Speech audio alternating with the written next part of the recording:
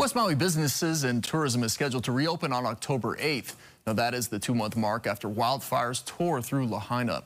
Meanwhile, about 7,500 residents remain displaced in hotels as well as vacation rentals. Senator Brian Schatz joining us now to talk about funding for those accommodations. Aloha and good morning, Senator. Aloha, Sam. Thanks for doing this. Thanks for joining us. Today, the federal government announcing $95 million to Hawaii for those impacted by the Maui fires. That goes through November. What will this do for those impacted residents? Well, it basically covers housing and food, and then whatever the Red Cross is doing in terms of social services, wraparound services. So this is a down payment. Obviously, we're going to have to re-up this about every 45 to 90 days, but it's a good sign of the commitment from FEMA. But this only deals with the emergency with those, 5,000 to 7,000 people who are displaced. It doesn't deal with any restoration of Lahaina, any rebuilding of the homes. That comes later. But right now, we just have to cover the expenses for putting people up in hotels and Airbnbs, giving them 3 square meals a day, and having the Red Cross getting compensated for their services. This is the end of the federal fiscal year. It's approaching on September the 30th. Federal funding for FEMA is a negotiation point, along with some funding for Ukraine and its fight against Russia's invasion. What do you feel needs to happen to get a deal done in Congress?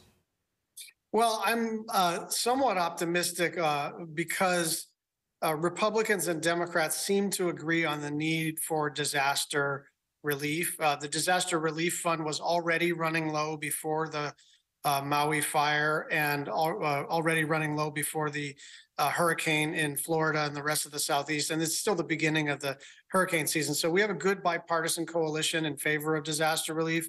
Speaker McCarthy, when he was on Maui, expressed some positive inclinations towards that. But there's a lot of stuff to argue about, the size and scope of the federal government, the Inflation Reduction Act. My hope is that we argue about everything else, but the one thing we don't argue about is that people across the country, and in particular for our needs on Maui, deserve help when a natural disaster hits. But that also goes for Vermont and Florida and California and whomever gets hit by a disaster. It's not bipartisan to do disaster relief. It's nonpartisan. Americans need help, and America has to step up. Yeah, as you said, that is an American effort. And you recently spoke on the Senate floor about the Maui fires. You also said the latest round of this funding is a down payment. Do you feel like Congress has the grasp of the long-term nature of this recovery?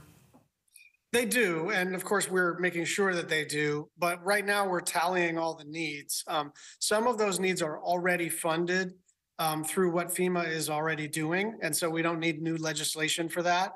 But some of the needs are not yet funded. And that's why we have to enact a supplemental appropriations bill, which is basically an emergency spending legislative vehicle to deal with this. So, part of my job is to convey to folks that as catastrophic as it was, and I know everyone expressed sympathy and wanting to help, what I'm trying to convey is that this is going to be really expensive and really long to help Lahaina to restore itself.